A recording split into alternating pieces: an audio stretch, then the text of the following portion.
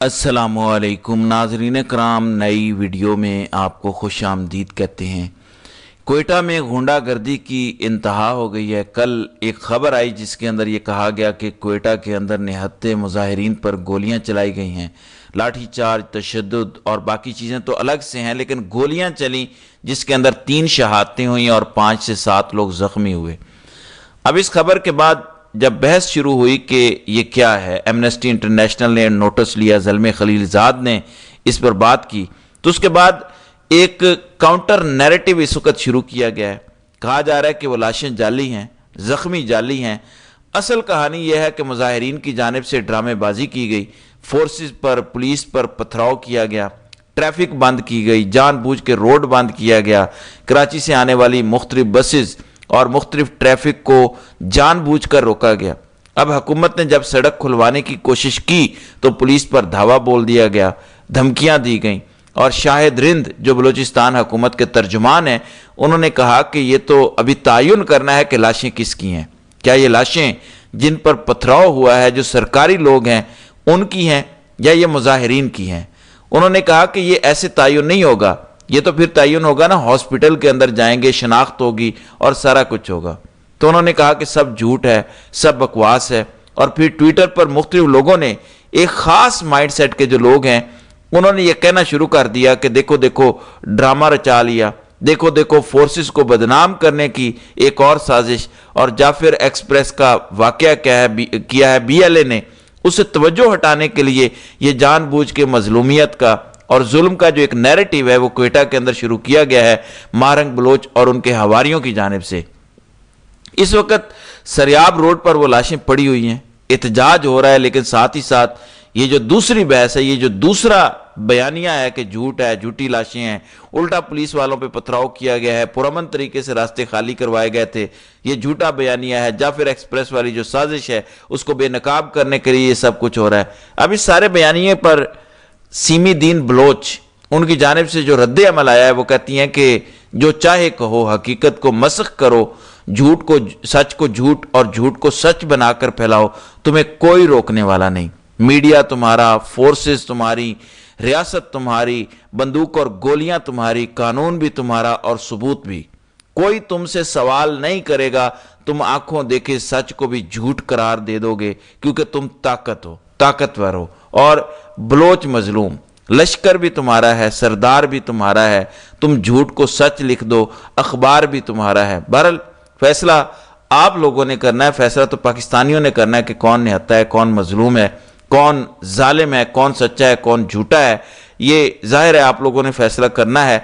और आप लोग अच्छी तरह से जानते हैं कि पाकिस्तान के अंदर जो है वो किस तरह की सूरत हाल बनी हुई है और किस तरीके से पिछले 2-2.5 साल में इस मुल्क में जुल्म का जो है वो निज़ाम राइज किया गया है। दूसरी तरफ हैदराबाद के अंदर बड़ी तादाद में रात के वक्त लोग सड़कों पर निकले हैं, इमरान खान की रिहाई के लिए रैली निकाली गई है। और इसी तरह से रावलपिंडी से भी कुछ इसी तरह की खबरें आ रही हैं कि रावलपिंडी के अंदर भी बड़े बड़े इज्तिमाआत हो रहे हैं, PTI के कारकुनान की अफ्तारियां करवाई जा रही हैं मुख्तलिफ लोगों की जानिब से और वर्कर्स की जानिब से, और वहाँ पे नारे लगाए जा रहे हैं। और एक जिसे कहते हैं रिहर्सल, तो रिहर्सल शुरू हो गई है कि इमरान खान की रिहाई के लिए बिलाखिर ईद के बाद सड़कों पर निकलना है। फिर अली अमीन गंडापुर ने भी गुज़श्ता दिन अफ्तार डिनर करवाया था KPK हाउस के अंदर, और वहाँ पे सहाफ़ियों को बुलाया और सहाफ़ियों के सख्त सवालों के जवाबात भी दिए। फिर दूसरी तरफ कराची के अंदर PTI की वीमेन विंग की रहनुमा है फौजिया सिद्दीकी, बड़ी एक्टिव रहनुमा है फौजिया सिद्दीकी। कराची से पहले भी 2-3 दफ़ा ये गिरफ्तार हो चुकी हैं, तो एक दफ़ा फिर फौजिया सिद्दीकी को कराची से गिरफ्तार कर लिया गया है। लिहाजा एक तरफ गिरफ्तारियां हो रही हैं, एक तरफ PTI वाले एहतजाज कर रहे हैं, रैलीज हो रही हैं, और दूसरी तरफ कोयटा के अंदर एक डिफरेंट सूरत हाल बनी हुई है। मुख्तलिफ तरह से प्रोपोगंडे भी हो रहे हैं और मुख्तलिफ तरह के नज़रियात पेश किए जा रहे हैं।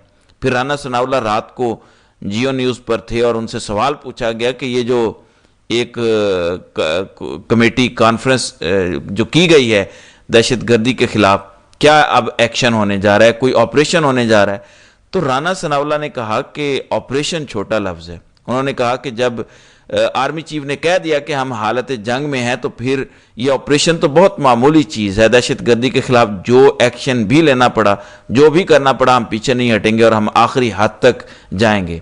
پھر رانا ثناءاللہ سے پوچھا گیا کہ یہ آج کل صحافیوں کی گرفتاریاں، فرحان ملک ان کو گرفتار کر لیا گیا ہے، تو یہ کیا ہو رہا ہے؟ یہ جو پیکا ایکٹ بنا تھا تو پہلے سے یہ آوازیں اٹھ رہی تھی کہ یہ صحافیوں کو پکڑنے کے لیے، انہیں دبانے کے لیے ہے۔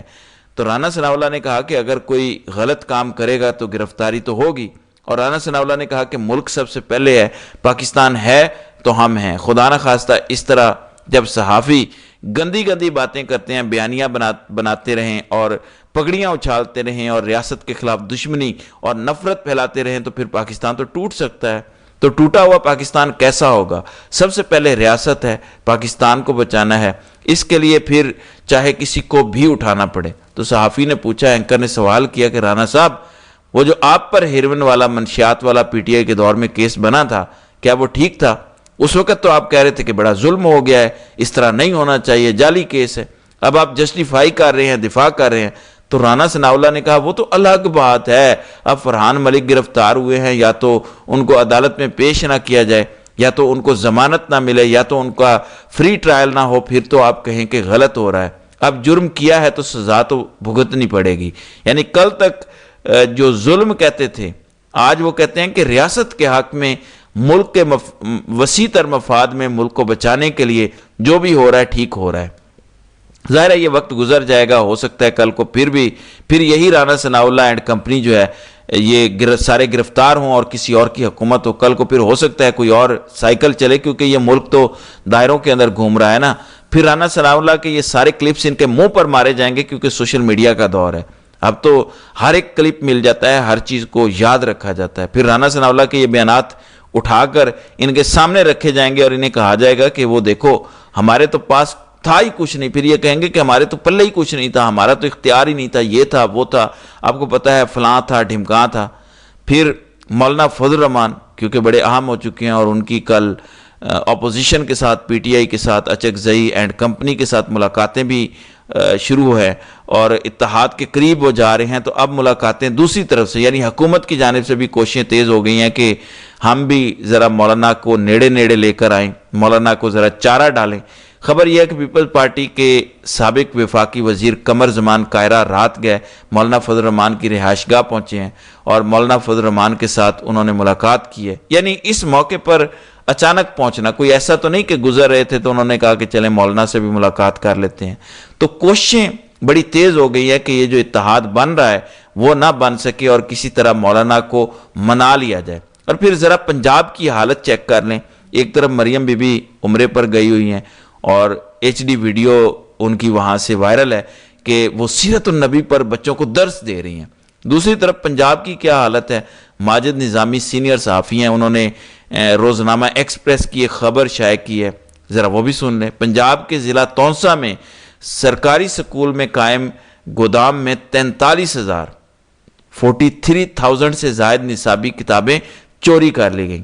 پہلی جماعت سے میٹرک تک کے نصاب کی کتابیں تونسا اور کوہ سلمان کے سرکاری سکولوں کے لیے تھیں۔ چھوٹا عملہ ملوث یا کسی بڑے افسر کا ہاتھ ہے، تحقیقات جاری ہیں اور مقدمہ درج کر لیا گیا ہے۔ یعنی سونا چاندی بھیڑ بکریاں وہ تو سنتے تھے کہ ان کی چوری ہو گئی ہے، اب کتابیں تک چوری کی جا رہی ہیں۔